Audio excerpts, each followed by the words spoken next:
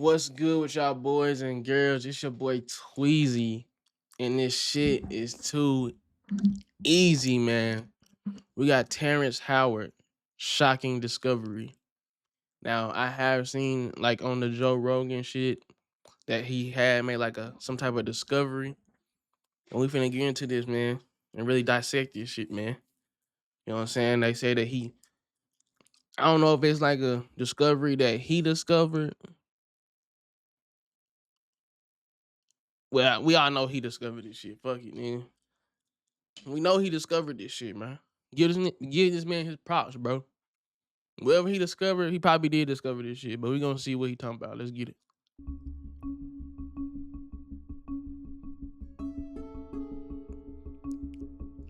Terrence Howard has been risking his entire career and possibly his life. He discovered something that may revolutionize our entire existence. I don't care what happens. I'm here to bring the truth at whatever cost that comes with it. And they don't want you to know that, because then you will know, and this is going to make them angry. I'm at the point now where I'm ready to war. So I challenge any chemist, any physicist, any astrophysicist, any cosmologist, any biologist, anyone within the fields of science to come and challenge me. These are proofs. This isn't theories anymore. Theories are written out and need to be proven. These are geometric proofs. Before we delve deeper into the concept he's explaining, let me share something very interesting that truly caught my attention. After making all the information public, Terrence faced significant criticism and ridicule in the mainstream media. Interestingly, a typical pattern is observed. First is ridicule. Platonic solids? Right.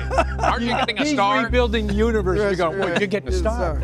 Initially, the person's ideas or statements are mocked, making it challenging for them to be taken seriously by others. Second event, opposition. But if you go by your logic, and if you define beforehand that something, logically it makes the most sense that 1 × 1, and then that's where the mathematical convention comes in, and that's most large part of math is convention. It's how it has been defined. It's a matter of definition. With that thing that I showed you, did you look at the square root of 2? Do you think that that's a loop, that's a natural thing with the square root of 2? Did you believe that? Pi, there's not a mathematical... No, it's not the same though. It's not the same with pi. What we just did, we multiplied it, we cubed the number, and then we divided it by 2, and we cubed it again and divided it by 2, and we did that a number of times, and that... You know what I'm saying? First of all, I understand what he's saying. You know what I'm saying? There is loop. It's I think of them as loopholes. You know what I'm saying? I don't think of it as imaginary. I think of it as it might be like a loophole, you can use for quantum leaping and shit that we haven't discovered what's a loophole, but it really is a loophole. But he think it's not real. He think that it need to be thrown out. I don't think it need to be thrown out, bro. I think it's probably a loophole that we can use to quantum leap and shit. You know what I'm saying? Teleport on some shit. Go back in time on some shit. You know what I'm saying? I don't think we need to just get rid of it. Well, maybe we do. You know what I'm saying? I feel like he's just too smart for me, bro. I think he's on a whole different level. I just gotta listen to him, bro.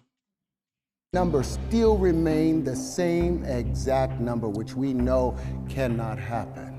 The third one is acceptance. There's a potential final stage where the public's perception begins to shift. The ideas or the person that were once ridiculed and opposed might start to see some level of acceptance. Terrence Howard, the guy who interviewed me for Rolling Stone, told me that Terrence Howard is like a legitimate genius.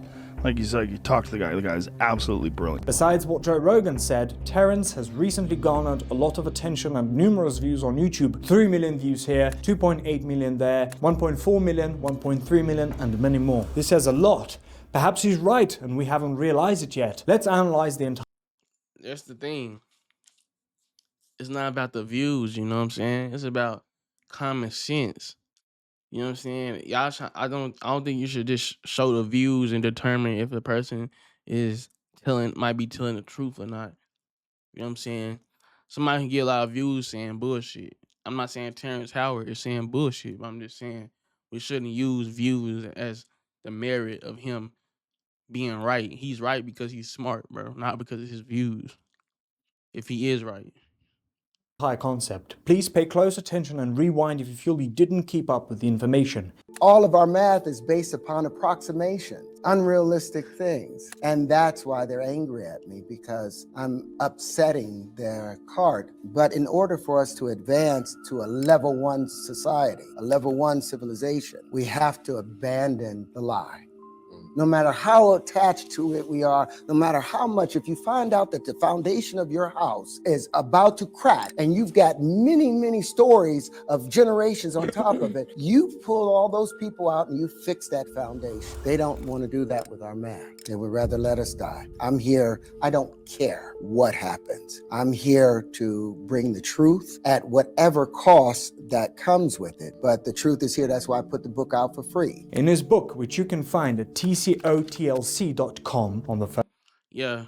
One way to know that somebody is really trying to be genuine about what they're doing, no matter if they're right or wrong in the situation, to know that they being genuinely like trying to like show the world, change the world for, you know what I'm saying, is when they do something for free.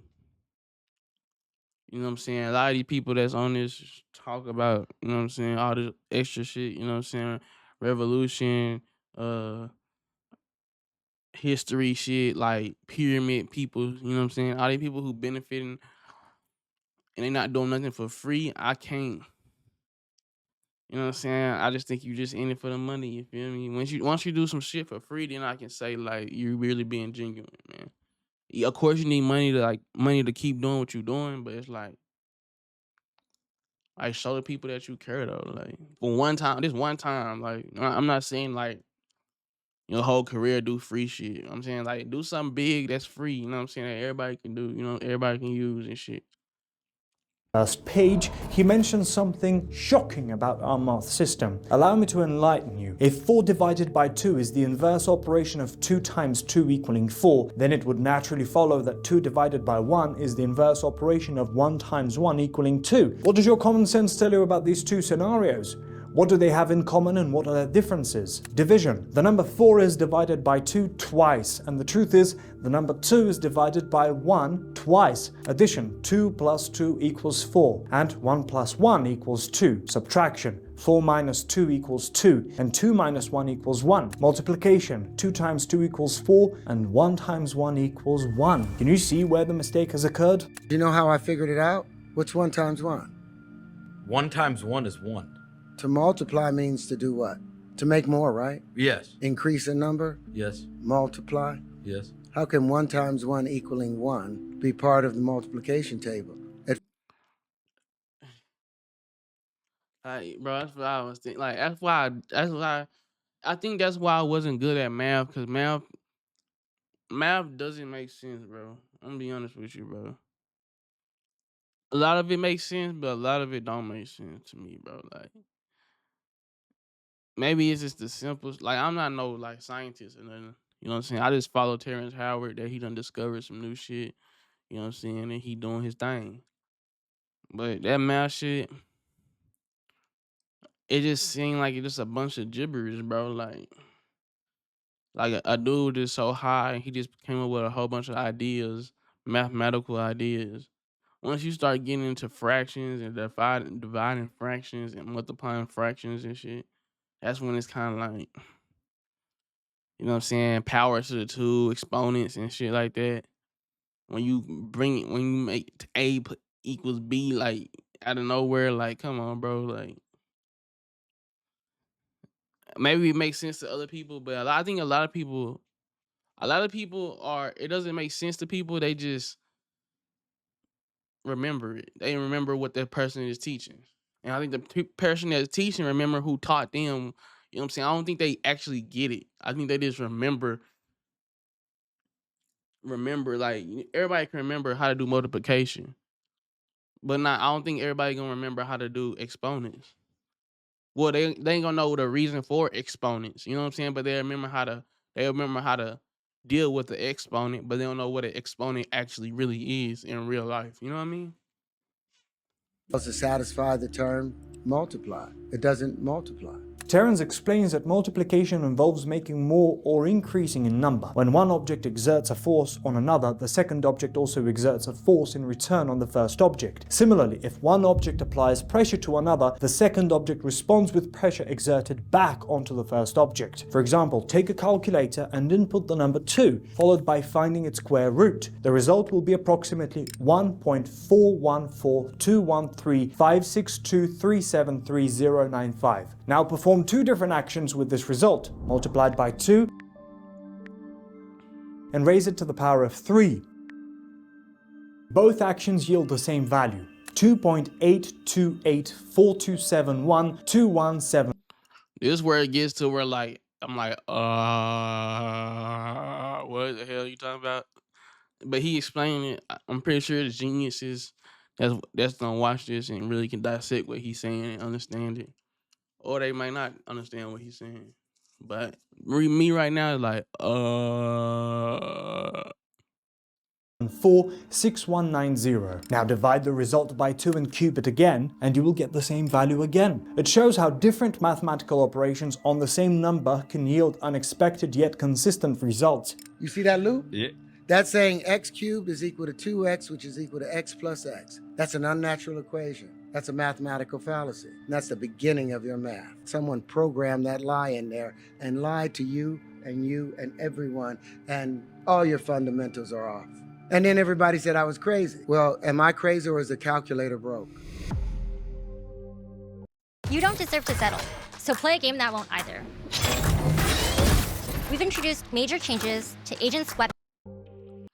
but he may have discovered something that like that's not gonna be used today, but probably 100 years from now, people will understand what Terrence Crawford was coming from, and they come up with a whole different mathematical system just from Terrence Crawford seeing like there was a problem in the math.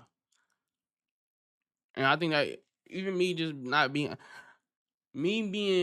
not a professor, no college person, no, I can look at the math, what he's saying about the 1 times 1 and 2 times 2 shit, and I can tell, I can just look at the results of that shit and tell that there's a problem. Like it's not that there's not like it's not rocket science, bro. Like, you know what I'm saying? It's pretty much common sense that the word multiplication means to multiply. Maybe you should use a different term for it, because 1 times 1 shouldn't be 1 if it's multiplying. You feel me? Like I can understand what he's saying. You know what I'm saying? Like if you don't understand that and you come up with an excuse, I feel like you really just programmed to like think that everything that you think it's people in this world that thinks all the discoveries that's made right now are the true, absolute truth of the discoveries. Like the sun burns at 5 million Fahrenheit or whatever. You know what I'm saying? If that it's gonna be people that really believe that it burned at 5 million Fahrenheit forever. Like nobody gonna be able to ever change their mind. That it don't matter if they come up with a different discovery to show that it burns at a different Fahrenheit. They gonna believe 5 million forever, and they gonna defend it no matter what. They gonna come up with scenarios to even defend it, even though if it's not even true no more. It's like it's almost as if like when your girl cheat on you, and then you got that one guy who'd be like, "Nah, she didn't cheat on me. There's no proof. There's no proof." But the proof was somebody else discovered that she was cheating on them, but he don't believe it. He ain't gonna never believe it because he don't want to believe it. It's like kind of with people when people die. Knock on wood, you know what I'm saying? When people die, some people don't believe it that they dead. Like, you know what I'm saying? They believe at first when somebody died, there's the delusion of it. Like, oh, they not dead. I don't believe it. I can't believe this shit. Like, that's the same thing they doing right now with Terrence Howard. Like, they can't like change their mind about the shit because they just so focused on being right. Another aspect that Terrence explains is that in a delicate equilibrium, chemicals are essentially nothing more than the motion of either electricity or magnetism. Matter is just motion that originates from two fundamental. Let's just say, for the sake of of him being right or wrong, let's just say we don't have to change nothing. We don't have to do all the extra stuff like change the books yet, do all this, change the mathematical system. How about y'all just sit down with Terrence Howard and then y'all come up with a version of math that he's talking about and put it into scenarios in the real world and things to see how his version of the math will, or whatever he's trying to, you know what I'm saying, show y'all, see if it actually works. Like y'all all come together under your own terms and y'all come as a big group and really figure that out and see if it works instead of saying no, it can't be, it can't do this, it can't do that. Like that's defeat the purpose of growing as a civilization. Cause right now, like we gonna be like unless AI like show us some real crazy new inventions and shit, like we're gonna be stuck how it is right now. You know what I'm saying? Like that's why the iPhone not getting too much better. Like it is. That's why like all the phones and stuff is not getting too much better. Like you know what I'm saying? We still got the same type of TVs. It ain't got too much better. We ain't got no new technologies really about except like you know what I'm saying, like the glasses. I mean that shit easy to make. Like it's not hard to make. But we ain't discovered nothing like teleportation. We ain't discovered none of this shit that theoretically can be done. Why we haven't discovered it is because people hard headed, bro. I believe it's people that's hard headed, and that's why we haven't discovered it. Simple, nigga. Motions: electricity, a manifestation of centripetal force, a proceeding motion, and magnetism, which arises from centrifugal motion, all moving away from the center. These phenomena are not tangible entities, but rather effects of specific motions. Everything in the universe is spinning to the right or left, contracting or expanding, with each element preceded and succeeded by a noble gas. Every element has a noble gas that precedes before it and after it. And there are 3 steps to folding an element. And an element is just a pressure condition. It's just a periodic pressure condition. And we say periodic because it repeats itself. Something predictable. When you get this kind of pressure condition, this is the element that will show, or this is the crystallization that will occur. If you get this pressure condition, the crystallization is even tighter. You get this pressure condition, the crystallization is tighter. And we call each of those crystallizations a different element, but it's the same substance under different motion and pressure conditions.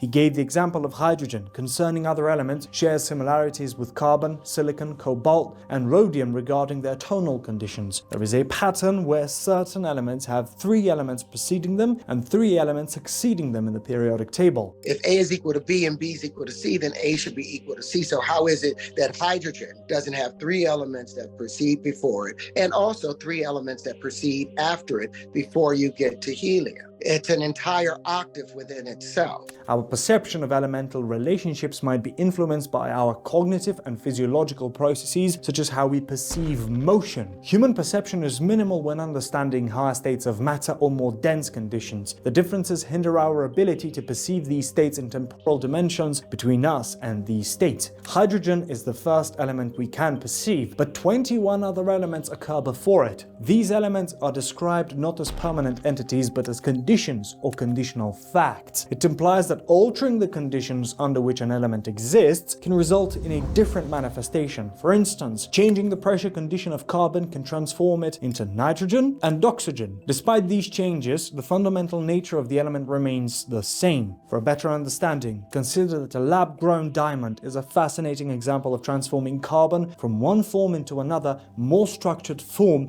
specifically into a diamond. To make a diamond in a lab, scientists start with a tiny seed of diamond and a form of carbon like graphite. They put these into a machine that creates a very hot and pressurized environment, much like deep inside the earth where natural diamonds form. This intense heat and pressure make the carbon atoms rearrange themselves and grow layer by layer onto the diamond seed. After a few weeks, the carbon turns into a sparkling lab-grown diamond. It's just like a natural diamond, but made by humans. In reality, we only perceive less than 1/2 of 1% of the total spectrum, yet we base our judgments on this limited perception. So human perception is limited in understanding the electromagnetic spectrum, including visible light and Yeah, you know what I'm saying? It's certain animals that probably see some stuff that we don't really like, can't even comprehend because we don't see it on a daily basis.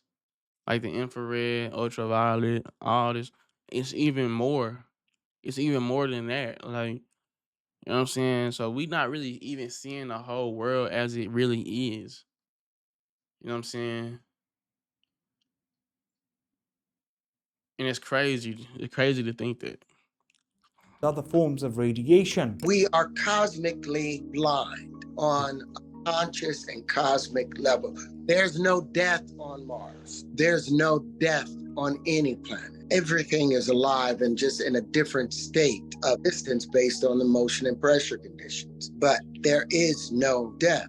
Death is comparable to sleeping, where life is being awake. Terrence continued to explain that we must acknowledge the eternal cycle of existence, where all things participate in the processes of inhaling and exhaling, the exchange of gases in living organisms, and the cycling of matter and energy in ecosystems and the universe at large. It challenges the conventional understanding of electric charge, particularly the idea of being solely negatively charged. When an entity loses its electric charge, it discharges its electricity, and this loss occurs when it seeks a high pressure condition where centrifugal force dominates. On the other hand, magnetism acts to push away from this high pressure condition. These behaviors are attributed to the motion of a fluid-like substance, possibly referring to the ether, which spins either to the right or the left. Newton's third law of motion states that every action has an equal and opposite reaction. It is a dynamic interplay between electric charge and magnetism in the context of pressure conditions and the motion of a fluid-like substance. These forces interact in predictable ways, influencing the behavior of matter in the universe. Light doesn't travel.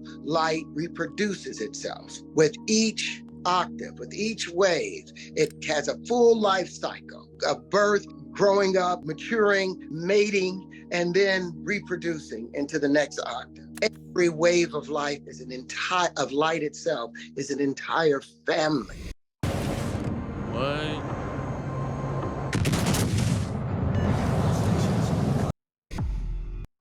What? Now that he just put it like that, like, kind of makes sense. I ain't gonna lie to you, bro. That kind of make complete sense. I ain't gonna lie, bro. Like the light is basically mating at a super fast rate, and go. Hey man, so you basically saying light is alive. Like light is consciousness, has its own conscious, or it has its own. You know what I'm saying? Place in the universe where it does it's doing what it's supposed to do. Bro, he might be on to something, bro. Another intriguing concept that Terrence Howard is explaining is the flower of life symbol. The flower of life symbol, featuring overlapping circles in a flower pattern, is found worldwide but often overlooked in history books, keeping it relatively unknown. This symbol, seen in ancient ruins and on megalithic pillars at the Temple of Osiris, is depicted in red and has sparked debates about its age due to nearby Greek graffiti, suggesting a later addition by ancient Greeks, possibly influenced by Pythagoras. Unveiled by João Melchizedek, its presence spans from a 2,600-year-old Assyrian stone in Iraq to Leonardo da Vinci's drawings, and from Roman mosaics in Turkey to a statue in Beijing's Forbidden City, reflecting its significance across various cultures and eras. Despite its ancient root, the flower of life continues to fascinate, marking sacred sites and historical artifacts around the globe. The oldest images that we have from antiquity and found on every continent is this image where 64 circles are overlapped, and it's called the flower of life. And on every continent it was found, in whatever language, it was always called the flower of life. Well, 6,000 years ago, or however long ago, someone had the clever idea of saying, you know what, why don't I draw straight lines where the circles overlap? This old interpretation talks about finding an average in the spaces where circles come together. One of these circles you have to see as a magnetic field. That's how magnetism behaves. Everything expands. From this, a shape called a tetrahedron comes out, showing us that real life doesn't have perfectly straight lines. 6,000 years ago, they began to average the space where the circles overlap. So that tetrahedron that we see. This comes from the idea that all energy moves. All movement creates waves, and all waves bend. So making a straight line is impossible because every action has a reaction that balances it out. This bend we see is just everything balancing itself within a system. Greater the resistance and the greater that curvature. This curvature is the equanimity of all the interactions within a particular system. It all balances out into these perfect spheres, which are magnetic fields around each other, which is a discharging aspect. And where these magnetic fields And to be honest, to be an actor, like he real life is smart, bro. Like I'm not even understanding this stuff, but I'm like, bro, there is a flower of life symbols. Like I do be seeing them hoes. Like I'm straight from the bottom, from the hoods and shit, bro. Grew up with little niggas, YNs and shit. So for me to be watching this is like over my pay grade. You feel me on some shit. But I understand. I kind of understand everything he's saying though, to a certain level. You feel me? interact, this is where electricity begins. Where they overlap, they're forced to create spin. But 6,000 years ago, He basically saying like this flower of life have certain like things inside of it that you can use in real life, like and certain codes in this flower of life that you gotta dissect. You feel me? Like, yeah, I'm understanding this shit, man. And they probably left the flower of life for the future people to kind of understand where they were coming from the past. they said they're going to average the spin, and they generated straight lines. And now you can clearly see that even the cube, where we get Pythagorean theorem from, a squared plus b squared equals c squared, is an average. It's an approximation. But most of our math is our algebra, our calculus. All of those things are generated through this circumstance, which also led into why 1 times 1, could not possibly equal 1, because what if you made each side of those lengths 1? Then you couldn't get the proper hypotenuse. The problem starts when we try to make all shapes follow the same rules, like when we can't get the right length for the longest side of a triangle. This issue is a big deal in the study of shapes because it shows us that even the most perfect shapes are really just average forms. Euclid was an old-time Greek math expert who was good at studying shapes and thinking logically. He went to Egypt and wrote down important rules about shapes, which was So, but square is average, a triangle is average, like all these shapes are average. And there's no straight lines. You don't really see straight lines on Earth, period. Whether it's a tree, a rock, uh, whatever you want to think of. We make straight lines so we can maneuver in our world better.